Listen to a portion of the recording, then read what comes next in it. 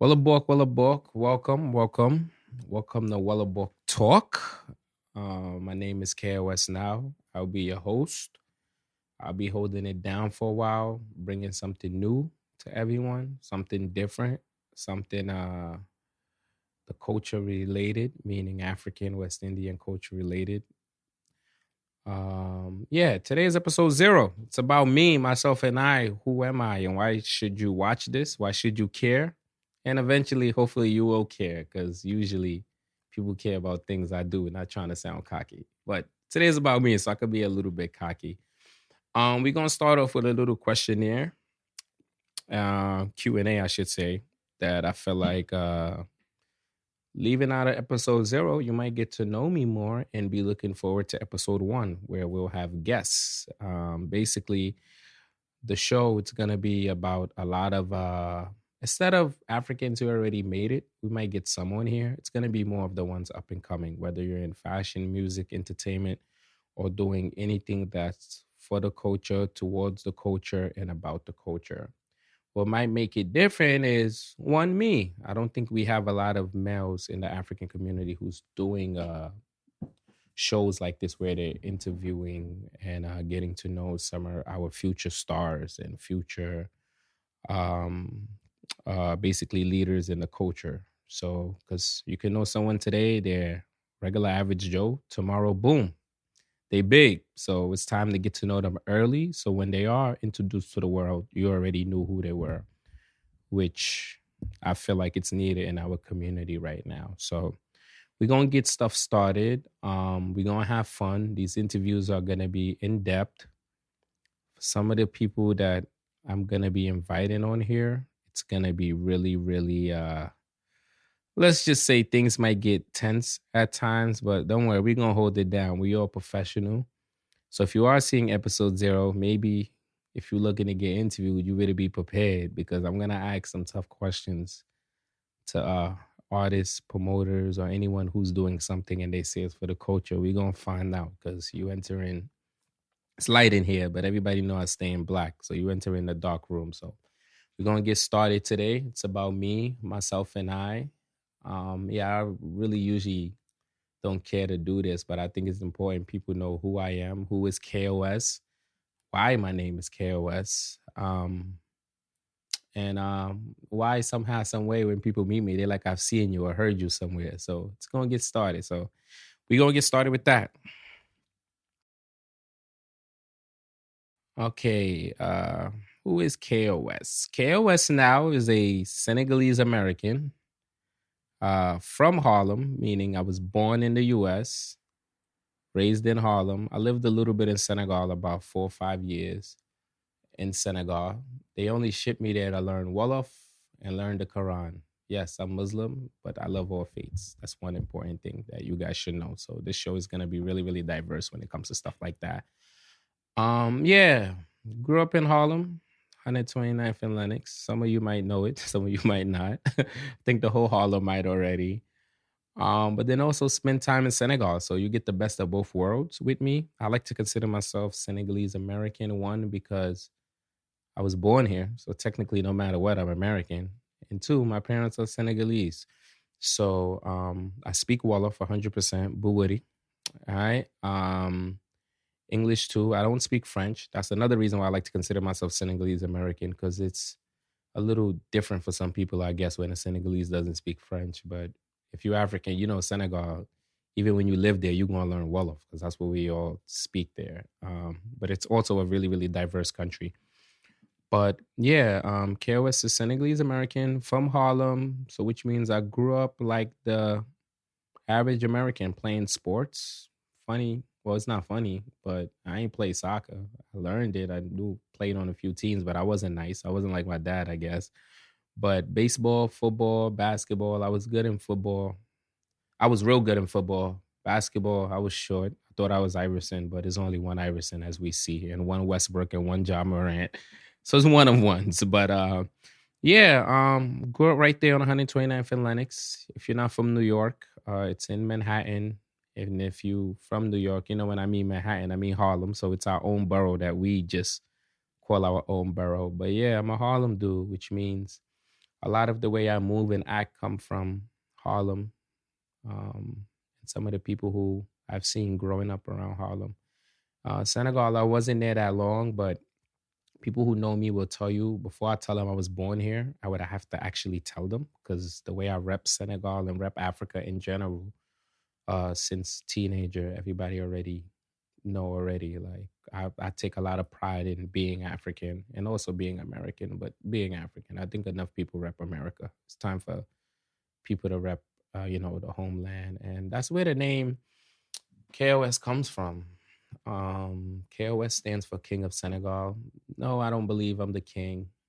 Um, I believe there's many kings and queens in Senegal. That's why a lot of my friends, I call them when it's their birthday. I'll, shout them out as a king. Same for my homegirls, shout them out as a queen.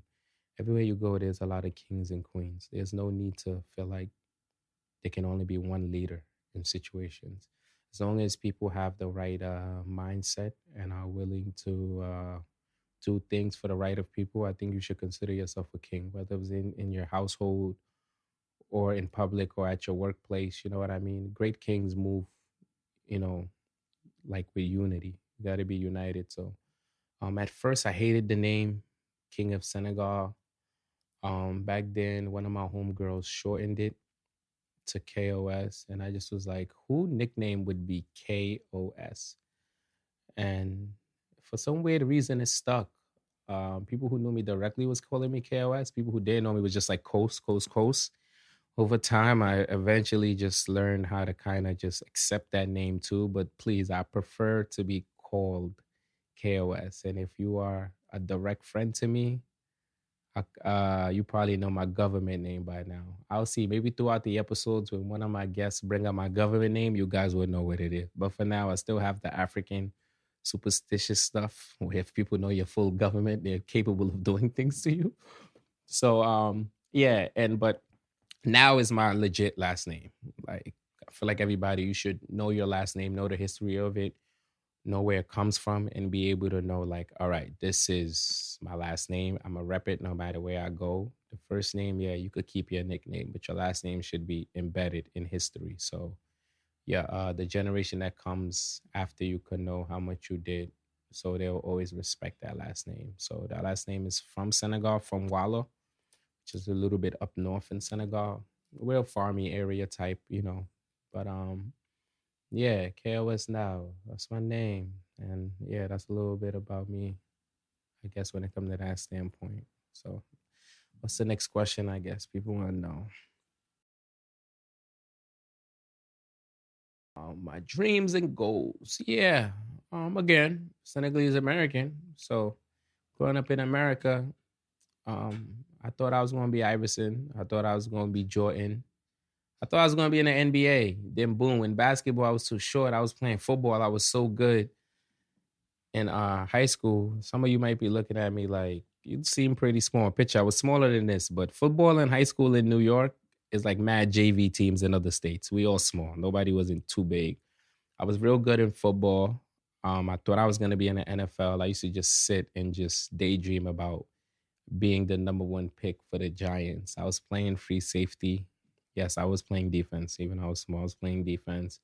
Captain of my high school team for 3 years. Thank God we got social media because if I'm lying, somebody could just be like, nah, he lying. He wasn't captain. But I think I got enough former teammates who could be like, yeah, he was actually the captain of the team. So yeah, that's why it's good to be honest in these days because people will catch you slipping. But yeah, those were I would say, the beginning stages of being a teenager. Those were my first dreams. But then I'm a realist, and I believe in like reality. So when I was like a junior in high school, we lost the championship, and the following year, I know the team we was gonna be trash, and we were trash. But music, being from Harlem, music always been a part of what I do and where I'm about. So music. I wasn't a rapper, wasn't a singer, didn't think I was gonna make it in that field, but the management skills I always had and always looking up to people like Diddy. I looked up more to Cameron. I looked up to Jay-Z. I looked up to people who are more like managers of situations and leaders. So music, I just always thought, and one of the dreams that I had was just to own my own label, which if you ask me if did I achieve them yet, no, I'm still pretty young, 28 years old. So I definitely feel like I've taken the right steps towards it. It's been a lot of bumps on the road. Yes, I'm 28, but I didn't start at 21. I started at 15 with my career goals when it comes to music and stuff like that. So, ultimate goal is to own a big label as an African and actually succeed around the world. Maybe, a lot of other people have that same dream, but one of my main goals is to find all those people and let's work together. Let's make this quicker than me trying to do it by myself because I'm tired, as you can tell with my eyes. I've been hustling and grinding for a long time. So, yes, I'm young, but sometimes they say your face tells a whole story. So, yes, there's a whole story behind how I got here and what I know I'm capable of doing. I just got to be patient. Everything takes time. But yeah, I would say sports. Being in some type of sports team was my dream in the beginning. And then into my early 20s, it's like, yeah, I'm gonna own a label, I'm a star. But I didn't just wake up and say I'm gonna own a label. Our actually goals now is to work for a label as an A&R and manager and basically help a few artists succeed to where I know like, okay, this is really for me. And then boom, just own a label. It's all about ownership. If you working for people forever, after a while, you're going to get bored. You're going to get tired. The checks is it's going to come in the same. It's going to look the same. So you're going to want to do something, to actually, set a mark in life. I would say that. And if not a label, being that my first love is sports, definitely the goal would be to find a bunch of other rich Africans and let's buy a sports team.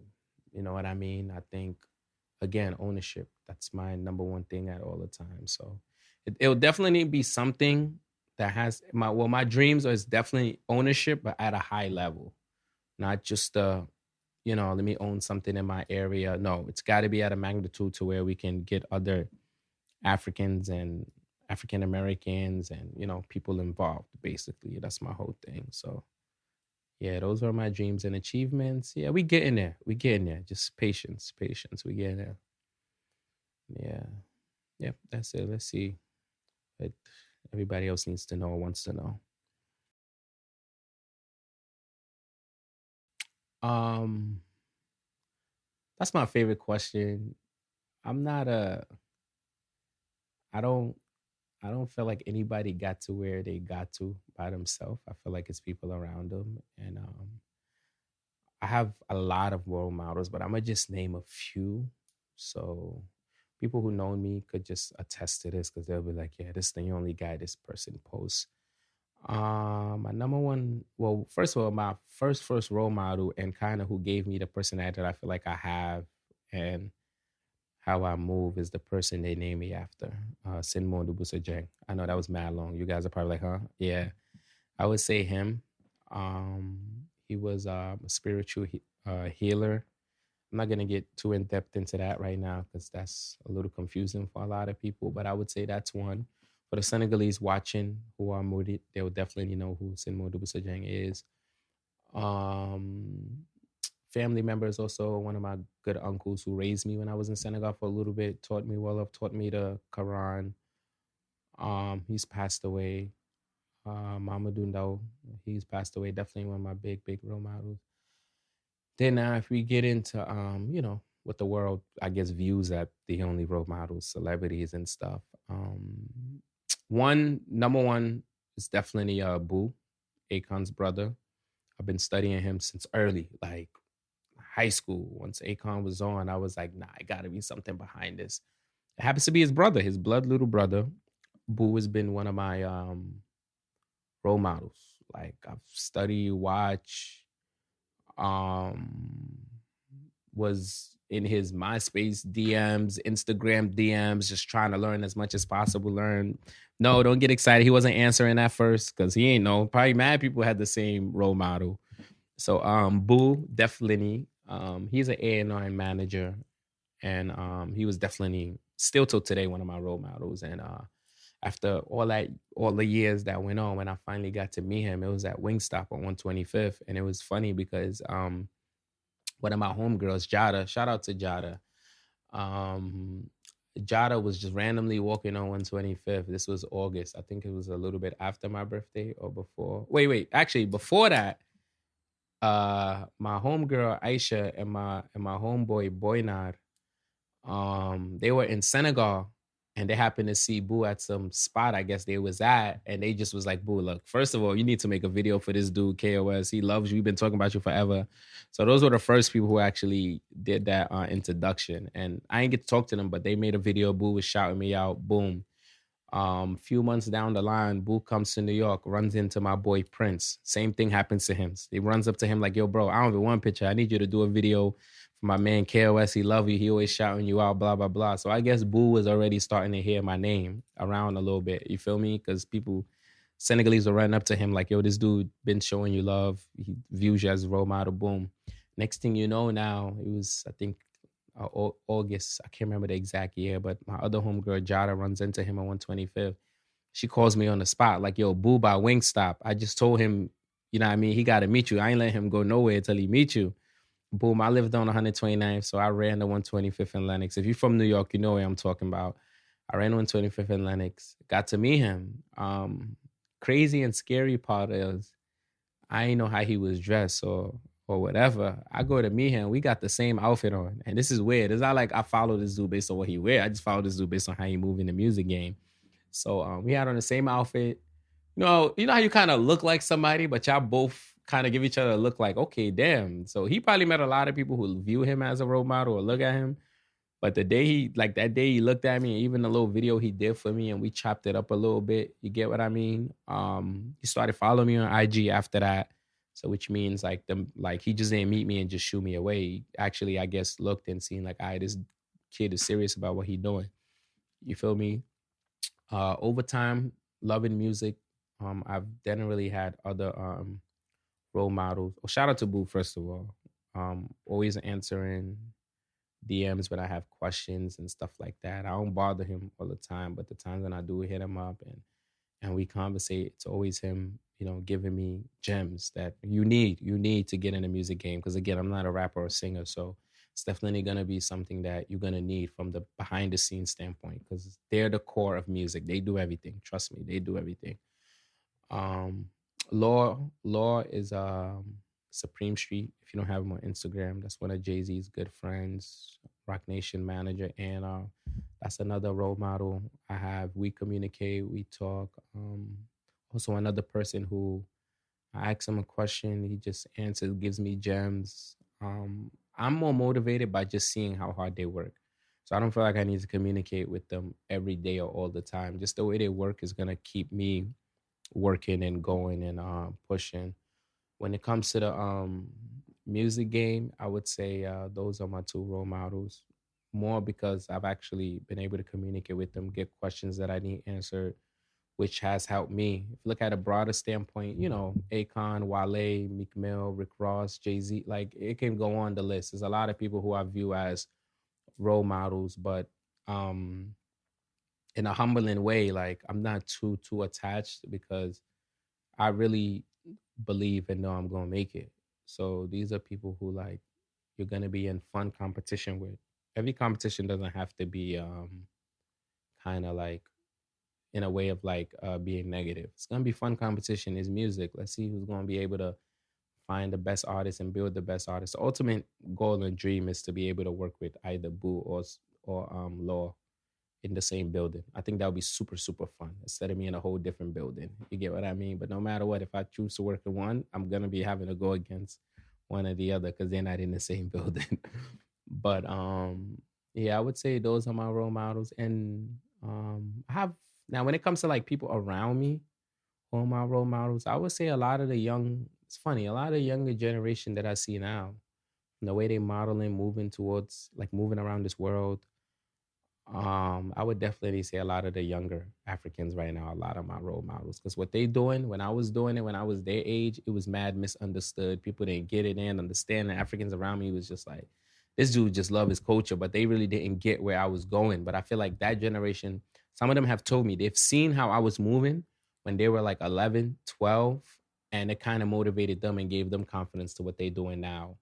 I'm definitely going to be interviewing some of them that had to have conversations with me about that stuff, and you'll get to know what they're doing now, whether they're modeling, artists, and stuff like that. A big like worldwide type of stage I'm talking about. So yeah, we'll get them on soon. So when we get them on, we'll be able to talk about that a little more.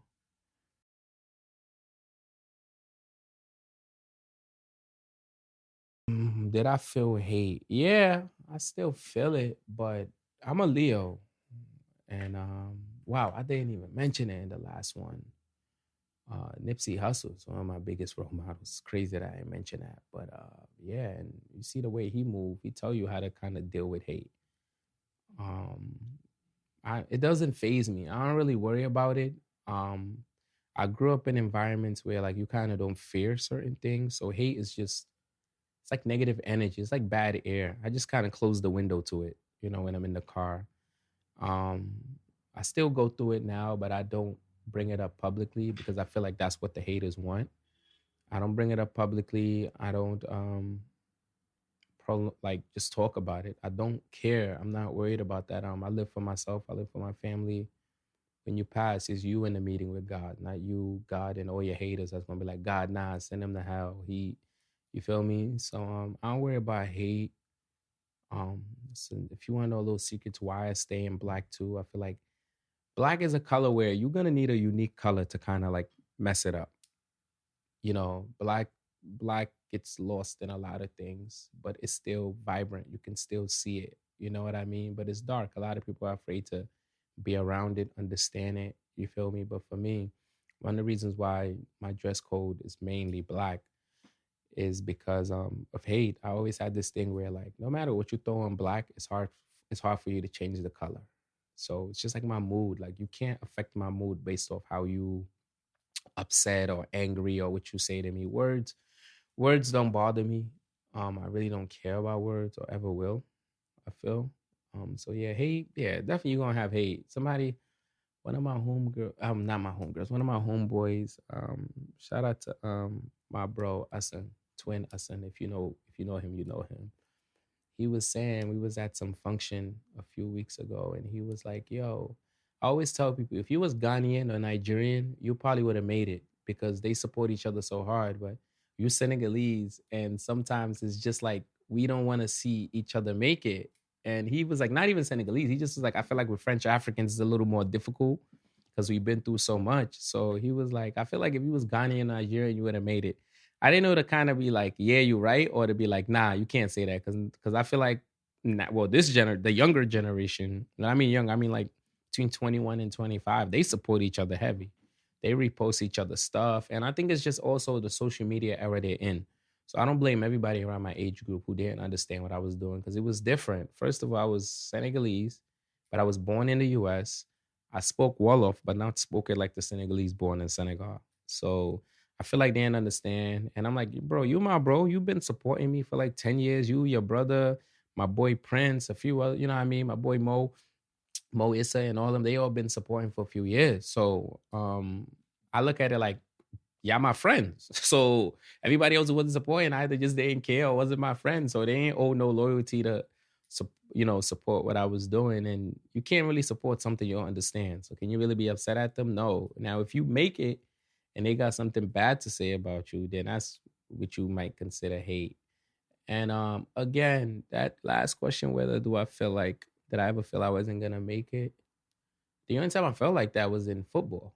I was too small. I got recruited by colleges, but they wanted me to gain like 20, 40 pounds within 2 months. That wasn't happening. So I would say in football, I knew early. In basketball, I knew early. It's funny. If I was a basketball coach, I could definitely make it because I know the game so well and I call plays. Same thing for football. As a coach, yeah, if I still want to pursue that, I can make it as a coach.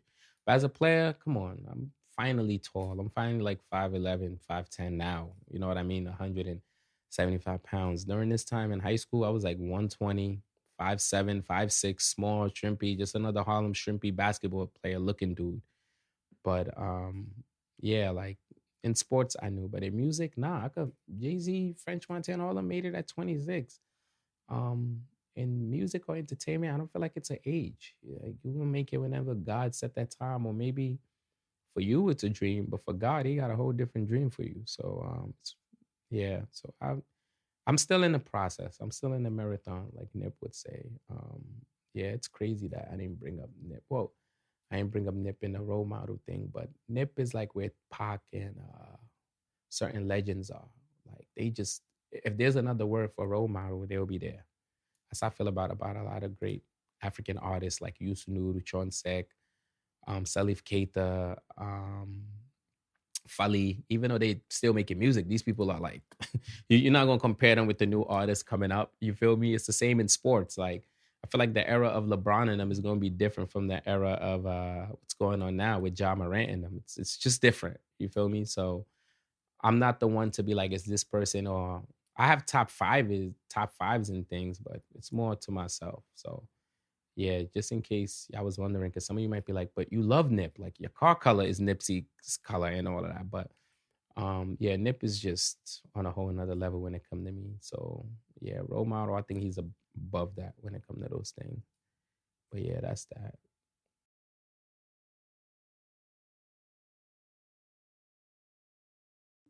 Oh damn.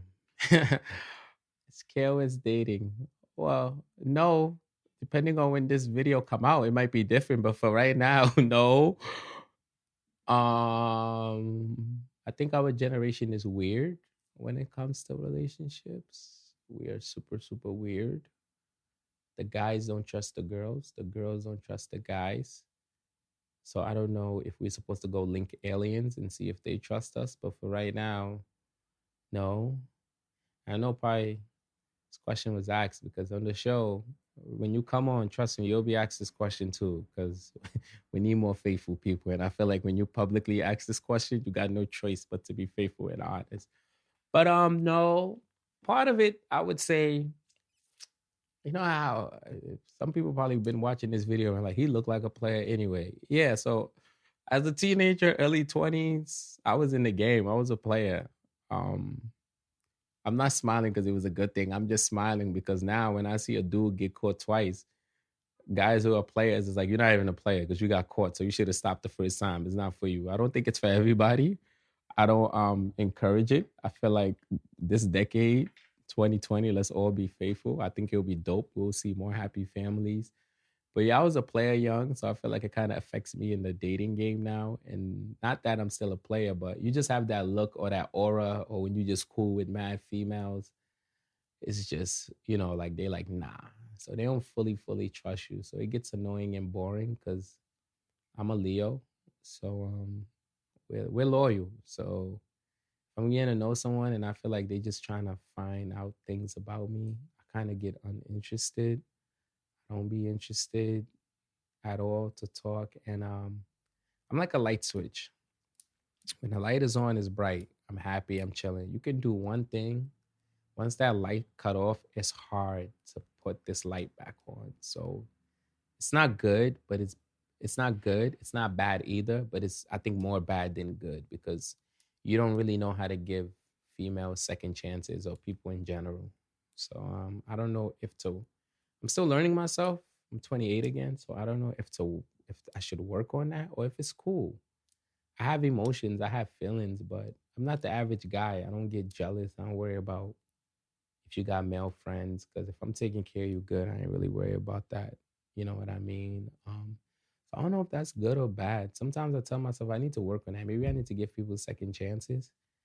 And then sometimes I'd be like, nah, they should have knew better. They should have knew not to do that. You know what I mean? So that's the thing. But no, and that was the reason why. Um, am I looking? 28. I'm African, and my mom is out here. What you think? I think that's your answer. Yeah, you know what I mean. She waiting for grandkids and shit. So, and I want kids too. Hopefully, a female first, but that's a different story for another day. We'll get into that. Walabok is like saying wagwan, sekoma. Like it's just a slang in Senegal that's used. It's actually in Wolof, like in the Wolof, I guess dictionary you would call it, but it's slang. It's just how we say what's up. It's like saying wagwan. But for years now, I've been debating, should I be pressing people publicly instead of privately, because a lot of the Africans who know me in this, I guess, New York City African music industry or entertainment industry, they know I'm really outspoken. I really try to defend the Africans that are not paid attention too much.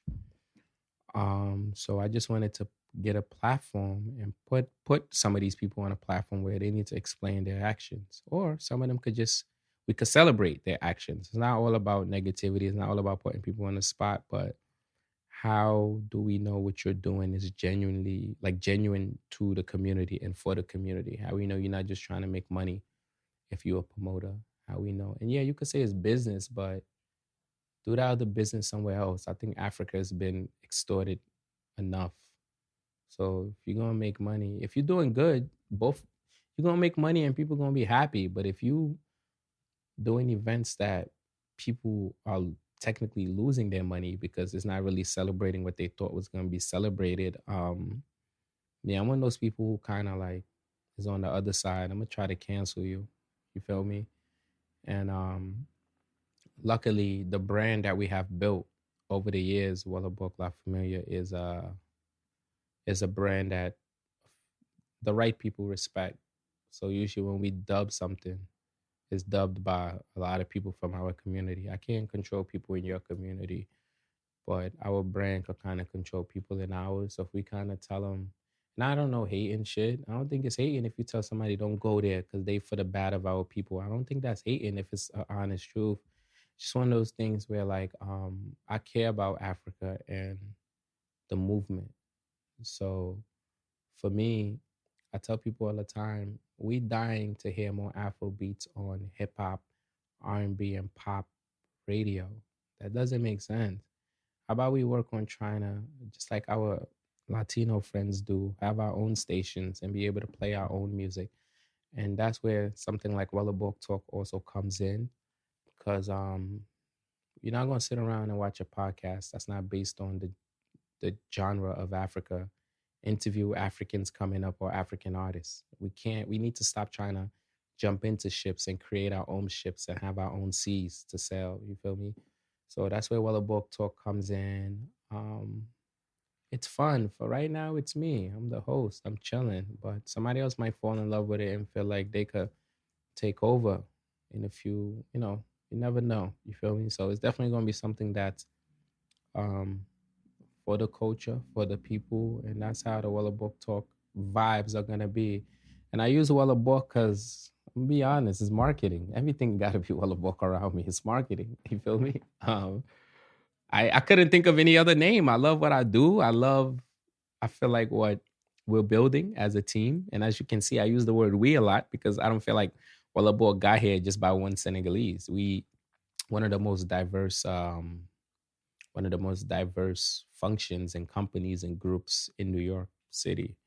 We got to speak English around each other because I don't speak what AK speaks. I don't speak what Poppy speak. I don't speak what Bone speak. I don't speak with what Bello speaks. He's Nigerian. I mean, like all these people I named are all from different countries. So if you can get a starting five to go against anybody else around the world, the Wallabok will probably have a lot of players in there when it comes to debates and how we trying to move our culture. So that's been since day one. Yeah. So that's where Wallabok talk and how the vibes is going to be here. What you definitely can expect and who to expect on the show is just like how I said to start off all of this. Up and coming models, up and coming hairstylists, up and coming authors, poets, who are African or of African descent or West Indian descent. And I'm not only gonna limit it to Africans, but I'm gonna be honest, the majority of the show is gonna be African content. But just up and coming young adults, young people, chefs. I've gotten to know a lot of people over the years, but I feel like I know them and I gotta kind of talk for them and I gotta talk for them towards my friends. But why not do it publicly? We live in a world of social media where these videos could go anywhere, go viral. So let's kind of shine the light on them on a broader scale. So literally anybody and whoever is African doing something major in their community or around other communities, we're gonna shine the light. We're gonna try to get them in here. When they come in here, we're gonna learn about them. We're gonna know. We're gonna see how we can support them, how we can help them, how we can actually make sure what they're doing is gonna be beneficial to the culture later on. Because we at a stage in the world right now where there's so much people who are mixed. They're mixed families and mixed stuff like that, and certain cultures are getting lost.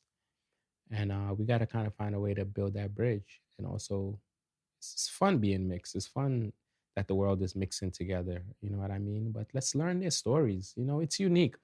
I have one of my homegirls. She's out in Cali. She's Japanese Senegalese. That's different for me. It was different knowing that. You know what I mean? Some of my other homegirls who are Korean Senegalese. It's different. Now though, when you're watching TV shows in Africa, you see Asians who are also half African because their parents, I guess, met with other Africans, and you know how that's set up. But yeah, I think so. That's gonna be different, unique, dope. Yeah, and the feel of the show is gonna be real laid back. Don't expect anything kind of like proper. You know what I mean? I'm not. Don't expect me coming in here in a suit.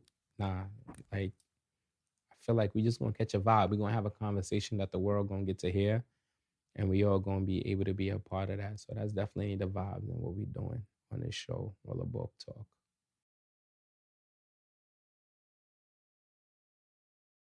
Just like I said, we just gonna have conversations with people who you might have on Instagram, who you might have on Twitter or social media, and you want to get to know them, but you don't know how to contact them or you don't even know how to start the conversation. Hopefully, I'm gonna be able to have conversations with them that you was wondering to know, or even if you are a young hairstylist and you're trying to see how to get into business, what's the right moves to make. If you're a young makeup artist, this is for the female standpoint. And that's another thing. I'm really gonna highlight a lot of what African women are doing because I feel like the men we kind of get on a little bit more easier and it's unfair. So I feel like I'm really gonna interview a lot of my homegirls. If you know me, you know the majority of my friends are females. And yeah, we're gonna meet some dope ones. We're gonna meet someone who's been in buildings that some of us dream to be of or be a part of, or some of them who's been in those buildings and actually left. And when they was leaving, I was like, yo, you sure this the right move? You got to your dream job. What made you move? So they're gonna be able to explain some of the things they go through, racism, being misunderstood. They're gonna be able to explain a lot of those things and actually gonna just be able to really be fully honest with all of us so we can know so we can not make the same mistakes they did, or if they call them mistakes or learning, I don't know. But that's basically what that's I think what's going to be different with our show from the African culture standpoint. um yeah, even if once we start interviewing artists who are African who's made it, we're going to find out like how long did it take you to get here? I know when it comes to certain artists, how long it took them to get their shine and buzz. That's because I'm in the music game and I study these people for a long time. But we're gonna have them in here, and they're gonna be able to explain what they do, how they move, and all of those things. So yeah, for sure, for sure.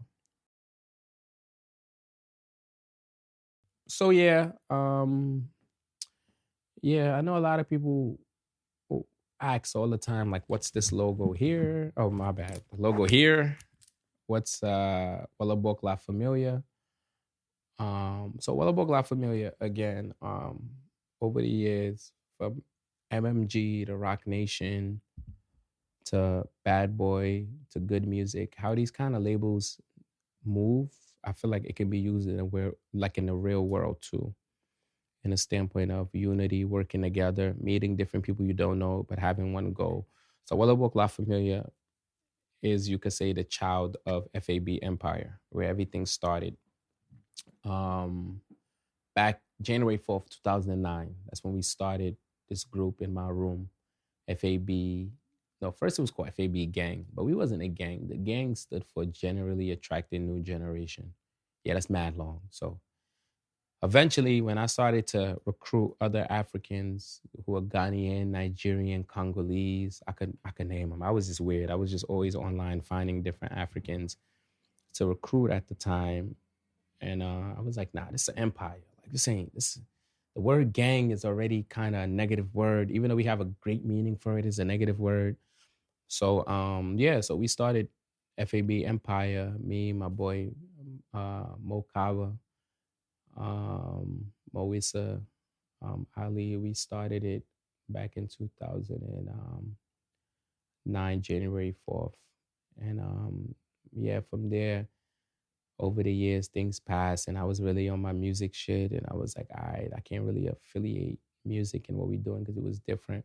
So that's when I was already using the term Walabok all the time because Senegalese, that's how we greet each other. I just was like, La Familia, it makes sense. Okay, I'm trying to be like Jay, so I got to incorporate. So boom, then Walabok La Familia was created. Um, Me and AK Abu Kaba was running it for a few years. We started designing fashion, like hoodies, jackets, and stuff like. We was always already doing that, but now we started making it more public. But I was still in the realm of thinking or knowing that one day I'm gonna be around Jay-Z and all these people. So we kind of still made it low key. You couldn't get it everywhere. You had to know us to actually wear it, meaning like you had to know us for us to give you one because we wasn't selling it at first. And even if we did sell it, it was all just going back into the community somehow, some way. Actually, to get back to that, FAB Empire, the reason why it was kind of known around the city really quickly, because around the time we had a lot of other groups that were out here too. So back then it was just cool to have a group, and a lot of groups were doing events, different events and stuff like that. We were doing events in Harlem too, barbecues and stuff like that. People might say, yeah, you're doing barbecues, but it costs money to do those things, and we wasn't charging people stuff. It costs a lot of money to do barbecues when you know a lot of people. We wasn't charging, but we wasn't also the only group. Let me say that early, that was out here doing stuff like that for the community. You know what I mean? Other groups were doing their thing, you feel me? And but I always, the first thing I was like, nah, I gotta know the Ivorians on the other side, the Guineans on Tintin, the Gambians on Sheridan. Like I just had to know these other Africans, the Ghanaians at the time, that was by Gun Hill and stuff like that. I had to know them. It was dope. I feel like it was cool that all Africans in the city had their own group and stuff going on. So I would randomly hit people up on MySpace days. If you my age, you know what MySpace is. But I would hit people up on MySpace, write them, and get to know them. I don't want to name anybody yet because we might have them on the show, and once we do, we'll be thing. But it was a lot of people that I met for social media. I love social media. I don't feel like social media is a negative for me, my life. I met a lot of different Africans. I feel like that's what made me so diverse in the African community. Meaning, like some people think I'm Ghanaian, some people think I'm from Guinea. Some people think I'm from Mali. Some people think I'm Nigerian. Because even when I got to know these people in those other groups, or just know these people in general through college and through high school and stuff like that, I learned their culture. I learned their music. I knew the difference between Igbo and Yoruba. You know what I mean? I knew the difference between an Ivorian and a Guinean and a Malian, and they knew the difference how it was Senegalese. You get what I'm saying? And it wasn't only in West Africa. I met Somalians in Boston, East Africans in Canada. Like you would have thought I was a mafia owner the way I was just linking different Africans and stuff like that. So, and I had a lot of best friends through other groups. And I'm saying best friends because they were my best friends. One passed. So probably you guys are wondering why I have this henna on my hand. But one of my close friends that passed away, MJ, he was from Guinea. He was Fulani. So I usually put the the henna on my hand, just remind of him all the time because I feel like he's watching over all of us and his family and me in general all the time when we move. So um, stuff like that. Like I'm also really really spiritual. So through the group, for example, I would always find people with positive energy, positive attitude, but that's doing something and doing something for the community that I've seen certain things in people I don't feel like they've seen in themselves. Because even a lot of people who's a part of FAV Empire and Wellabok in the beginning stages didn't know why or what I was doing or what was the purpose of just us knowing each other and what was the purpose of posting pictures. But now some of them are nurses, doctors, um, lawyers, business owners. Like I seen this. Like you kind of see the ambition in people sometimes before they see it in themselves. I saw it early because I just was always wanting to know stuff and wanting to know people, wanting to learn things, and I was watching sports and music a different way. I feel like I know more of the LeBron off the court than on the court, meaning I was watching most of his moves off the court, which I was doing with a lot of different Africans too. They didn't know I was paying attention to everything they were doing, the reasons why they were doing events, parties, barbecues, and through that, I got known all over the city for the most part in my for my generation. So then I used me knowing people to get Africans together. And it was only one way to do it at the time because we were so young. I became a promoter, a party promoter, which please don't call me that now. It's a long story about that I'll talk about one day. But I became party promoter, hosting events and stuff like that. But I was doing that and I was comfortable with it because I was like, wait, DJ Khaled does it, Diddy does it. These people in the industry do it. So if I'm doing it and I see that they getting people from the West Coast to come to New York to party with Diddy. Diddy's in Atlanta. You get what I mean? I'm like, I could do this here in my community. I'm gonna get these Bronx Africans to party with the Harlem Africans, and then eventually we start partying with the Africans in Brooklyn. You know what I mean? Through college, I met a lot of Nigerians at the time who lived in Brooklyn. People like the Legos boys, I knew them for a minute. Tunes and them, we worked on a few events together. DJ Tunes to be exact. We worked on a few events together, and I started to know some of the up and coming artists at the time. Yemi Styles, one of the best engineers out there. J Mo. I'm saying all these names out here because I feel like when you look at the entertainment game in New York, the success that's out here now, there's people who was doing that before then, but we didn't have social media or have the buzz around Africa like we do now. You feel me? So that's why I'm mentioning some of these people, and I'm gonna be doing that throughout the show because I feel like um, the world doesn't always have to know the people in your community doing stuff, but your community has to know. So people like that, and then I can mention a few Ghanaians I know in the Bronx, and then when I finally eventually met Ghanaians in Brooklyn, my next level family, they're scattered all over the city, but most of them live in Brooklyn. Before I thought only Ghanaians lived in the Bronx, so then that made me excited because I'm like, oh, we got them in Brooklyn too. I bet. But then you see the big things they doing out there. You know what I mean? One of the best hairstylists I feel in all of New York. Jessica, she's Ghanaian. You know what I mean? And then you had hairstylists also from Nigeria, like Rachel. She was doing her thing, hair science. She was doing her thing. The makeup artists that were out here. You got nail techs that are all African. So the only way I feel like we could really support our community, even though they have a big following and they get stuff done, is we need to make sure we're over there too as their customers because it's all got to be like a little box and circle.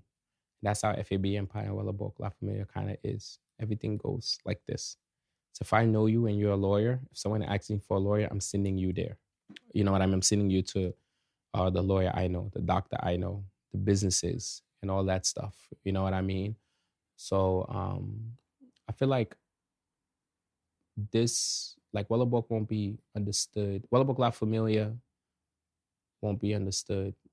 We still got another 10 years for people to understand what we're doing.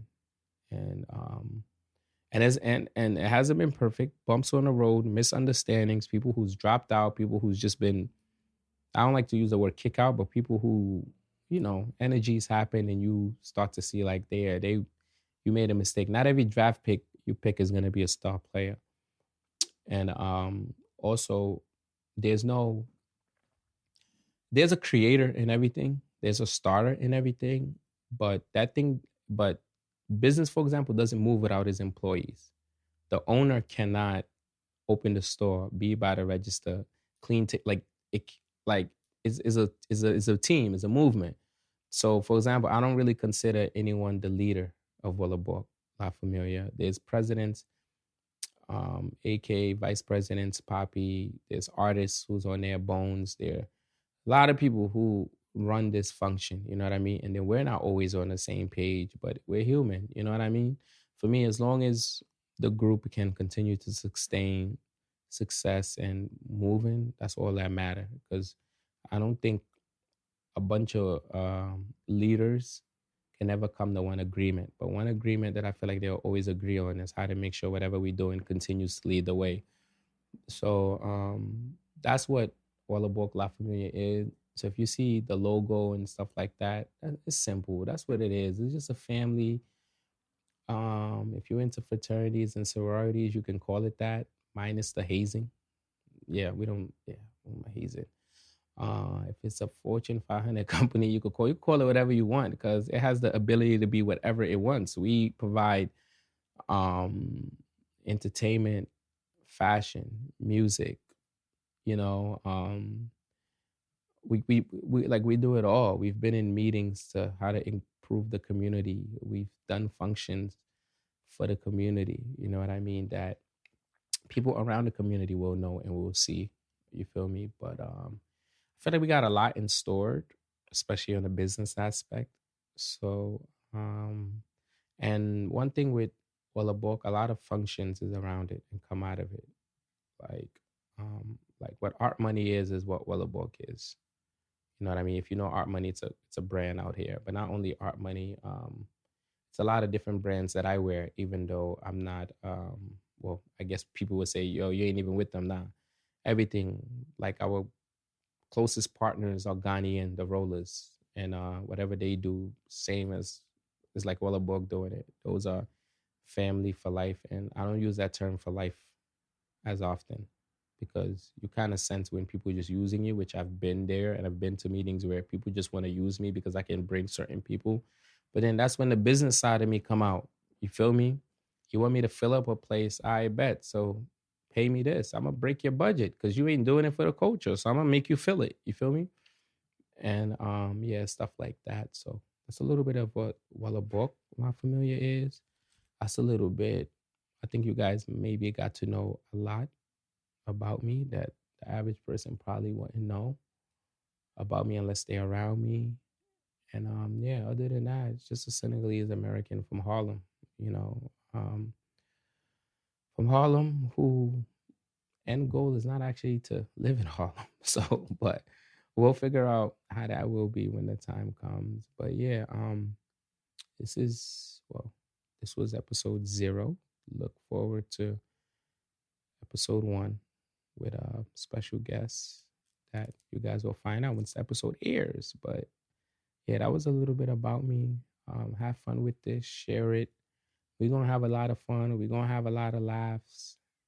And I'll make sure to leave an email if there's anybody you think I should consider interviewing or holler at or talk to. You know, it's all hands on deck. We're gonna make this popping, and they're gonna call. If you know who they are, you know who they are. They're gonna call. So yeah, well, a book.